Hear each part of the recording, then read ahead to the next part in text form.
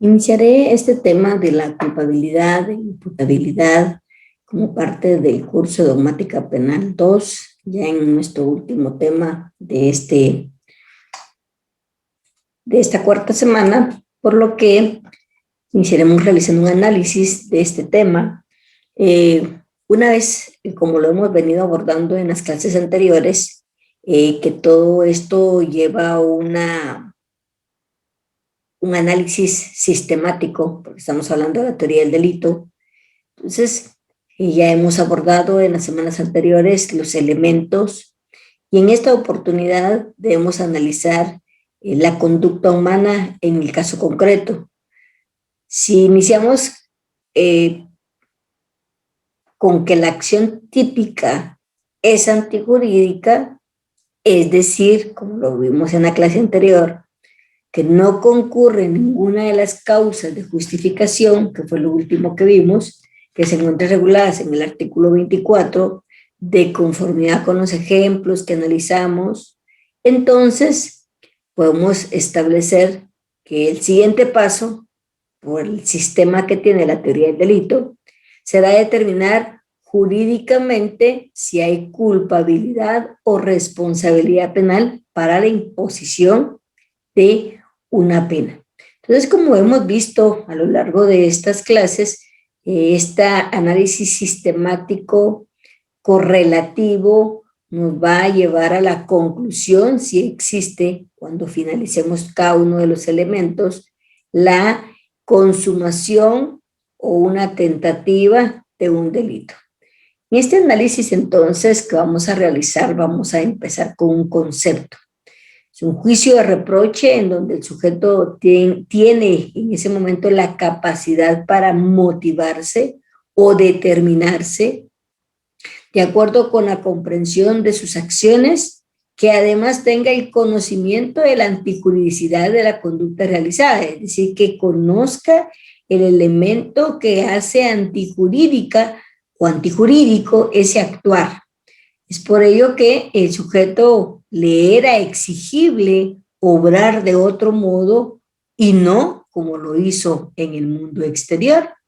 Cumpliendo estas circunstancias se puede imponer una pena a una persona, porque hemos visto cada uno de los peldaños con los ejemplos respectivos. Aquí existen elementos que vamos a analizar para establecer esa culpabilidad. Y en este caso vamos a iniciar con la capacidad de culpabilidad. ¿Y en qué consiste esta capacidad de culpabilidad?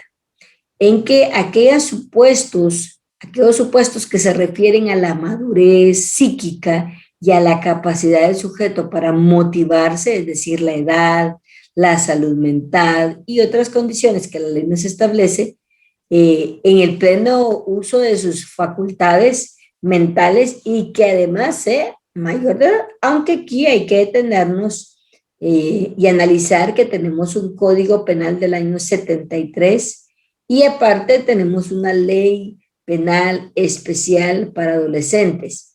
Aquí es importante hacer esa acotación, aunque el Código Penal regula esta circunstancia de la inimputabilidad de las personas que no han cumplido 18 años, no hay que olvidar la Ley de Protección Integral de la Niñez y la Adolescencia y adolescentes en conflicto con la ley penal que está vigente. Entonces, siempre hay que tomar en cuenta esto. Sin embargo, como estamos en estos elementos, es importante que analicemos el elemento que nos refiere en este caso la ley sustantiva penal, específicamente en el artículo 23. Y aquí podemos analizar en el artículo 23 cómo se debe de desglosar este artículo 23. Muchos consideramos solo una enfermedad mental o que exista, y ese es el único, y si no hay una enfermedad mental adquirida, biológica, consideramos que no sea el elemento. Sin embargo, hay que apoyarnos aquí en los especialistas. He consultado a diversas personas que tienen conocimiento en la psicología y me han explicado cómo se debe de desglosar de una mejor manera este artículo 23 en su numeral 2 específicamente.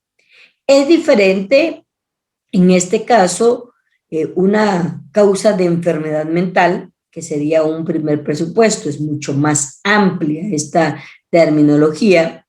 Diferente es un desarrollo incompleto. Cada uno en su especialidad debe de comprender, investigar, ahondar, en que no estamos hablando de sinónimos, son circunstancias distintas. También tenemos aquí el retardo, es uno, o trastorno mental transitorio, o sea que aparte es un retardo mental y aparte es un trastorno mental transitorio, no estamos hablando de lo mismo.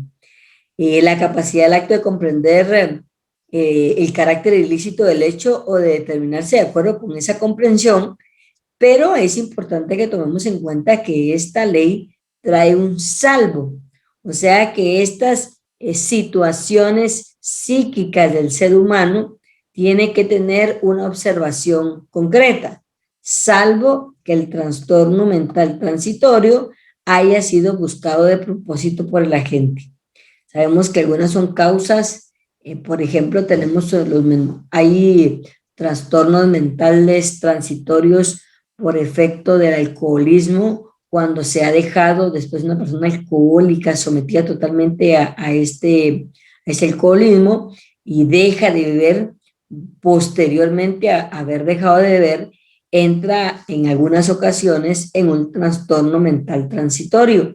Pero aquí el punto es, algunas legislaciones como República Dominicana ha ahondado más en esta parte y dice que salvo que no se haya buscado de propósito por el agente para cometer el delito. Ahí sí es más claro, o sea que no haya optado por ese trastorno para realizar la acción.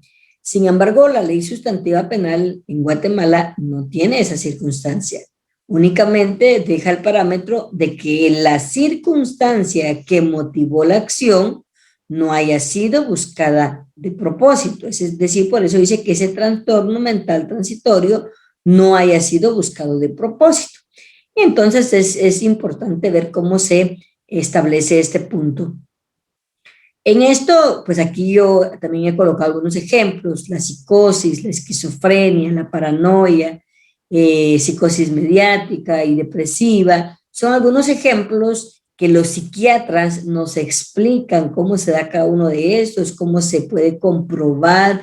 Esto no es que el abogado defensor y el acusado digan, mire, si yo tengo un trastorno mental, no sabía lo que estaba realizando, desconocía a las personas, sino tiene que estar respaldado por un experto, en este caso el Instituto Nacional de Ciencias Forenses, y el especialista para determinar esto no es el psicólogo, sino es el psiquiatra.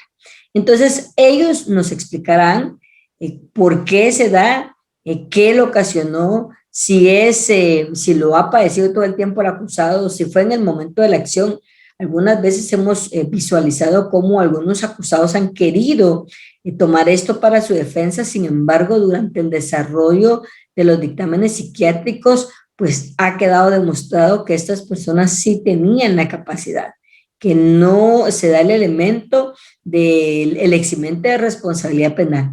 Entonces, esta capacidad de culpabilidad es cuando no existen estos elementos que están específicamente en el numeral, en el artículo 23, el numeral primero. Hay que tomar en cuenta la ley de protección, como se los dije anteriormente, en relación a los grupos etarios, cómo se aplica la ley, y quienes sí realmente son imputables. Recordemos que son de 0 hasta 13 años, de 13 años a 17 años con 364 días, serán personas adolescentes sometidos a un proceso penal especializado, y a partir de los 18 pues ya es un proceso penal común.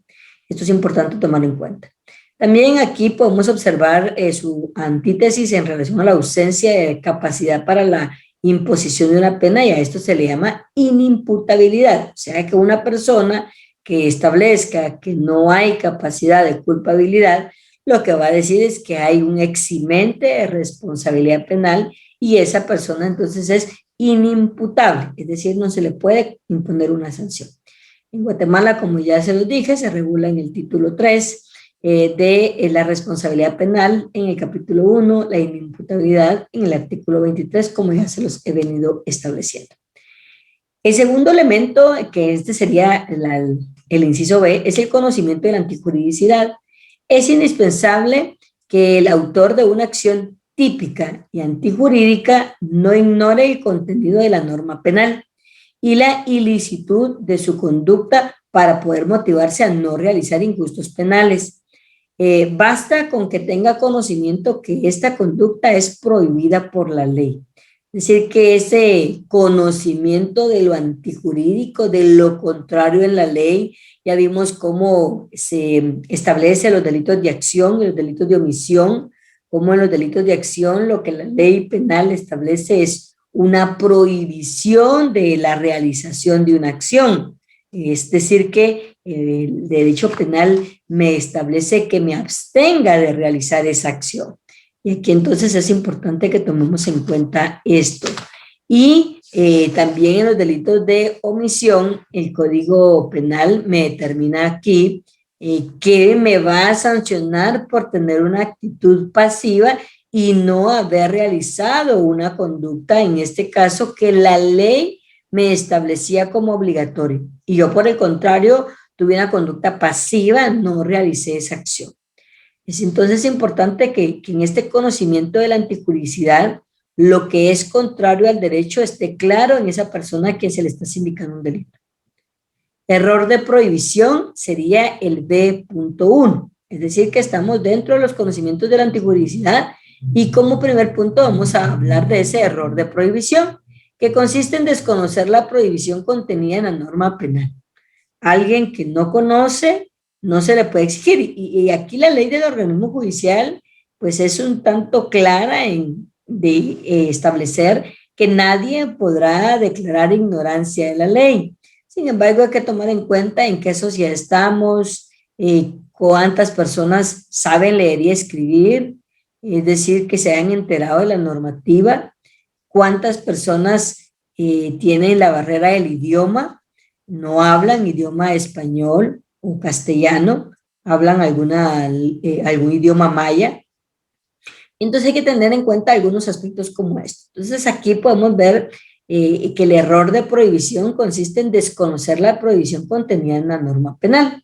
Pero aquí se subdivide en dos puntos. Hay un error de prohibición directo y un error de prohibición indirecto.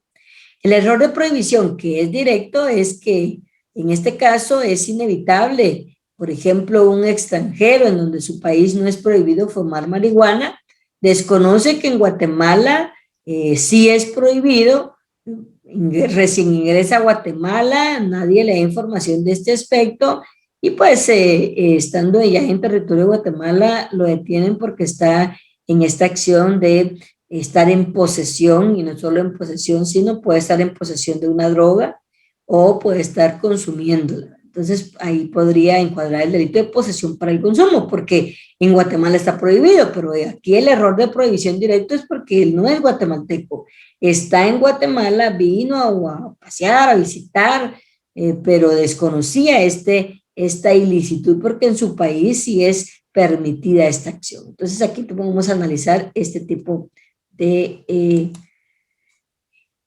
error. Y tenemos el error indirecto. En el error indirecto es sobre las causas de justificación.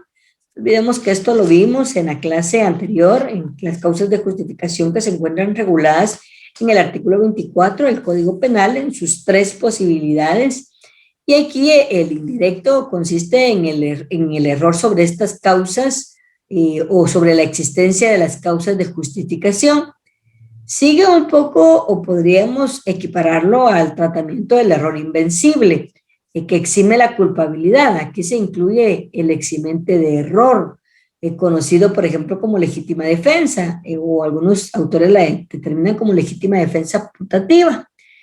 Esto está regulado en el artículo 25, numeral 3 del Código Penal.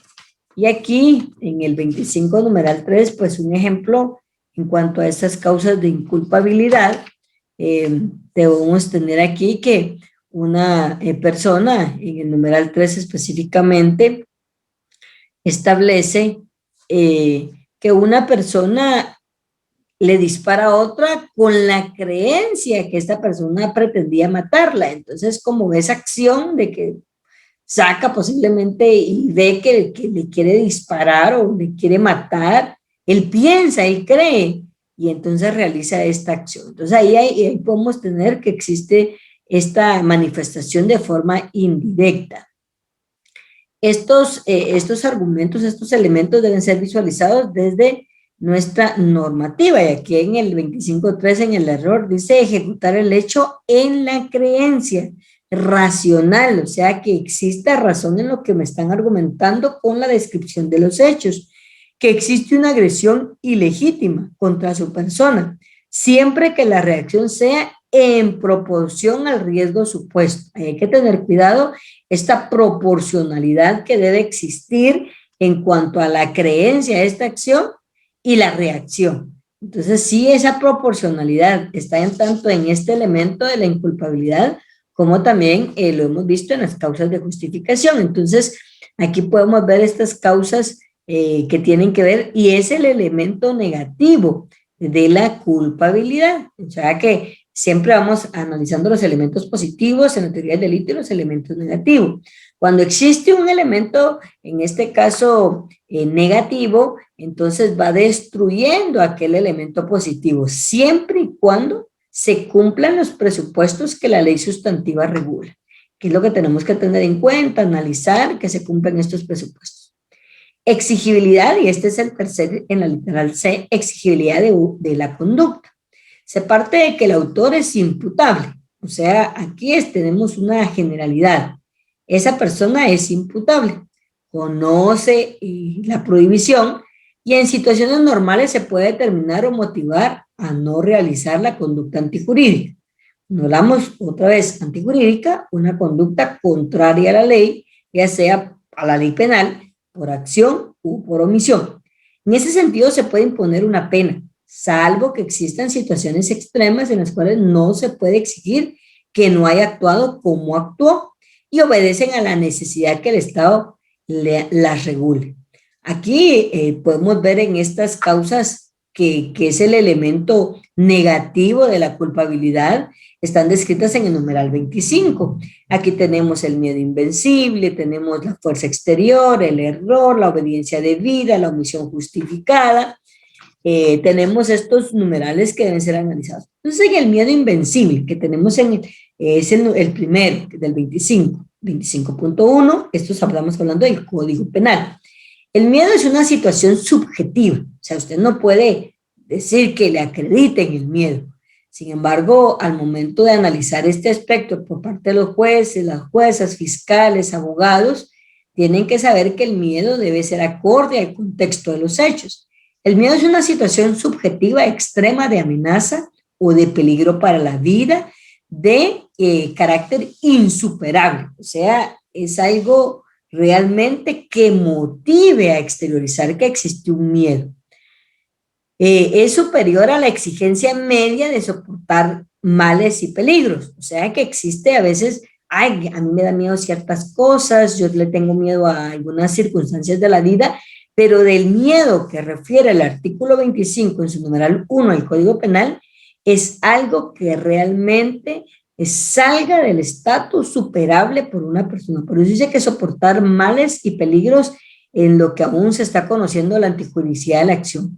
El autor de acciones u omisiones que lesionan bienes jurídicos los comete bajo ese parámetro de ese miedo insuperable, ese miedo que no puede controlar y que sabe de forma extrema que está en amenaza, que está en peligro la vida y que no puede superar este peligro de otra manera, no lo puede evitar. Esta es la única que tiene para evitar.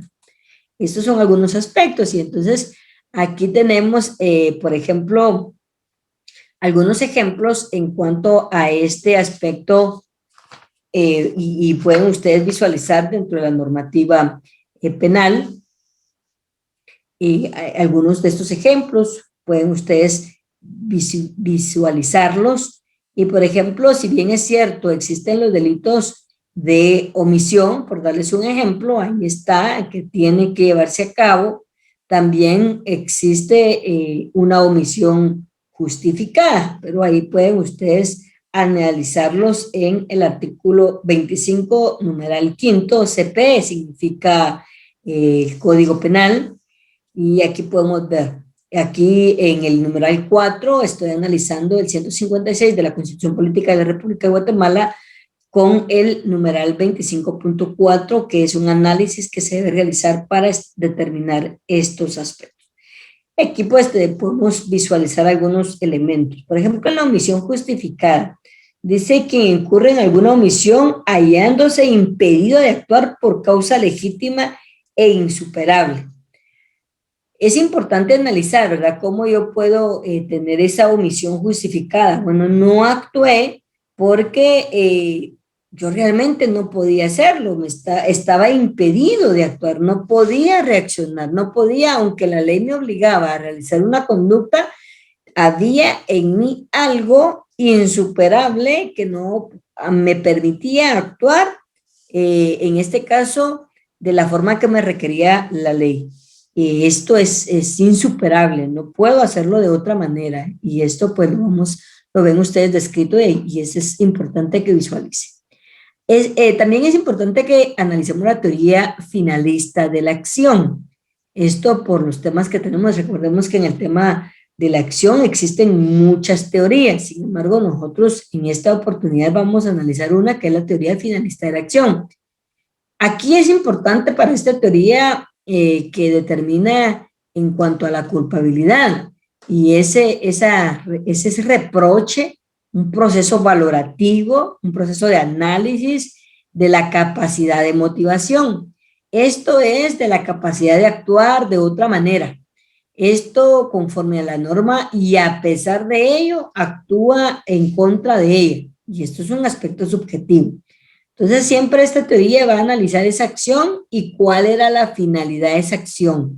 Por eso le es importante ese proceso valorativo para determinar si no existe un elemento negativo que destruya el elemento positivo de la teoría del delito. Luego, los elementos de la culpabilidad son solo la imputabilidad y la conciencia del injusto, ya que esta persona no reúne los requisitos de una inimputabilidad, que ya vimos que están descritos en el 23, y que tiene conciencia clara y voluntad en esa acción para la comisión del delito. Para los finalistas, el ser exigible o la exigibilidad de la conducta, por principio, no puede ser elemento de culpabilidad, pues el sujeto podía actuar de otra manera, y luego en estas situaciones extremas todo lo más habría una dispensa estatal. Entonces, para esta conducta es importante, en principio, que no puede ser un elemento de culpabilidad, pues sabía que el sujeto podría haber actuado de otra manera. Pero hay situaciones que son extremas, y es que en estos elementos, tanto de inculpabilidad, como que están descritas en el 25, como las causas de justificación, siempre va a ir ese parámetro de medición en cuanto a esas acciones que están fuera de la conciencia o fuera del mundo, que no dependen exactamente de ese sujeto. Los elementos de la responsabilidad, que es igual a exigibilidad, se basa en la concurrencia de tres elementos: exigibilidad sistemática, o lo que le llamamos imputabilidad. Si una persona no reúne los requisitos del 23, automáticamente es imputable, porque deja de ser inimputable. Exigibilidad de la conciencia de la antijuridicidad, es decir, que esa persona tenía conciencia de que la descripción de los hechos en la ley es antijurídica, ya sea por una acción u una omisión. No obstante ello, tiene conciencia de estos actos, realiza la acción. Entonces aquí estamos viendo que existe conciencia en ese actuar antijurídico en contra de la ley. Y obviamente la exigibilidad, que no exigía o que no existía otra conducta, ¿verdad? Sino que la que realizó es la que se encuentra tipificada dentro de la ley. La imputabilidad guarda relación con la incompatibilidad o compatibilidad de la conciencia social de un sujeto de su actuar frente al ordenamiento jurídico. O sea que aquella persona que si es imputable, tiene esa conciencia, sabe qué leyes rigen en su país, Por ejemplo, alguien no puede decir en esta sociedad que es de conocimiento general que no puede dar muerte a otra persona y no puede decir, miren, es que yo no sabía que darle muerte a otra persona constituía un delito. Yo no sabía que tomar un bien de ajena pertenencia constituía un delito. Yo no sabía. Entonces aquí el sujeto tiene una conciencia social, hay que analizar el contexto y determinar cómo está esto frente al ordenamiento jurídico. Cuando hablamos del ordenamiento jurídico sabemos que es el Código Penal o las leyes penales especiales y el análisis que debemos de realizar. Al sujeto se le podrá exigir responsabilidad en tanto que la conciencia social del sujeto convertida en acto sea compatible con el ordenamiento jurídico. Analicemos esto. Yo le voy a exigir una responsabilidad en tanto que su conciencia social, su carácter cognitivo, sea convertida o sea analizada que ese acto es compatible con el ordenamiento jurídico penal. Aquí sí es penal. Recordemos que uno de los pilares fundamentales en el derecho penal es el principio de legalidad. Y entonces, si esta acción no es compatible con un ordenamiento, con una descripción de hechos dentro de un tipo penal, no podemos avanzar en cuanto a estos aspectos. Entonces, sí tengo que tener claro esto y tener claro que en el derecho penal no se puede aplicar la analogía. Es decir, explicar que hay alguna conducta que pueda parecerse y entonces la voy a analizar bajo estos preceptos. La inimputabilidad, que ya la hemos visto, surgirá de la compatibilidad de la conciencia social del sujeto expresada en acto frente al ordenamiento jurídico, porque el mismo ordenamiento jurídico acepta su diversidad y le brinda un trato desigual. Aquí, en el trato desigual, es importante que analicemos el artículo 4 constitucional y la interpretación que ha hecho la Corte de Constitucionalidad en ese artículo. Y lo vemos reflejado en este elemento de la imputabilidad. No puede tratarse de igual a una persona que no ha cumplido 18 años y por eso tiene su normativa especializada. No puede imponerse una sanción a una persona que presenta, según nuestra ley sustantiva penal, por ejemplo, una causa de enfermedad mental. Por eso es el principio que exige esa diferencia de aplicación de normas. Y por eso aquí se habla de un trato desigual. Un trato desigual y la Corte dice igual para los desiguales y desigual para los desiguales. El principio del artículo 4, que habla de la igualdad entre los seres humanos, ya ha sido interpretado por la Corte de Constitucionalidad y esto nos da un parámetro de análisis también para el artículo 23 y ese trato desigual que brinda la ley penal.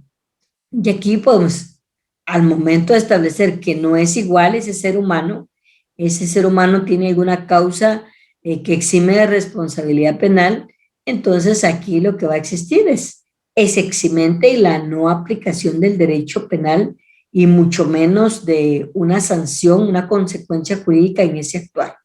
Lo contrario significa una vulneración al principio de igualdad. Y ya con lo analizado. Entonces yo digo, no, a mí no me interesa, es que ese sujeto no tenía la capacidad, que tenía un desarrollo psíquico incompleto, no me importa y yo lo voy a sancionar igual. Entonces estoy vulnerando el principio de igualdad ya interpretado por la Corte Constitucional. Igual para los desiguales, igual para los iguales, perdón, y desigual para los desiguales. Es decir, que todos aquellos que tengamos la capacidad de comprender estos actos, todos vamos a ser juzgados y sancionados en su momento como lo preceptúa el Código Penal. Aquellos otros que no reúnan el requisito de ser imputables, entonces van a tener un trato diferente y eso no vulnera el principio de igualdad. La igualdad se realiza con el reconocimiento de las situaciones desiguales y un tratamiento desigual. Por eso el Código Penal declara exento de aquellos de responsabilidad penal aquí a los menores. Aquí sabemos que nuestro código está desfasado, ya el término menores no puede ser aplicado en un estado que aplica bajo sus parámetros un sistema de protección integral de adolescentes en conflicto. Pero así está en nuestro código y por eso así está abordado. Su terminología correcta son adolescentes en conflicto con la ley penal. Sin embargo, así se encuentra todavía en el Código Penal como menores. Y a los que sufren enfermedad mental, desarrollo psíquico incompleto, retardo o trastorno mental transitorio, y etcétera, todo lo que hemos visto en el 23. Sus realizaciones típicas son, en consecuencia, compatibles con el ordenamiento jurídico que reconoce su desigualdad. Es importante que tengamos esto en cuenta en cuanto a esa situación. Entonces, agradezco la atención que han tenido para poder abordar estos temas de suma importancia para su formación. Siempre estamos abiertos a poder dialogar y poder establecer estos elementos que nos permiten interpretar de una mejor manera la ley sustantiva penal en el curso de Dogmática Penal 2, dentro de los cursos que se imparten en la Universidad Mariano Gálvez.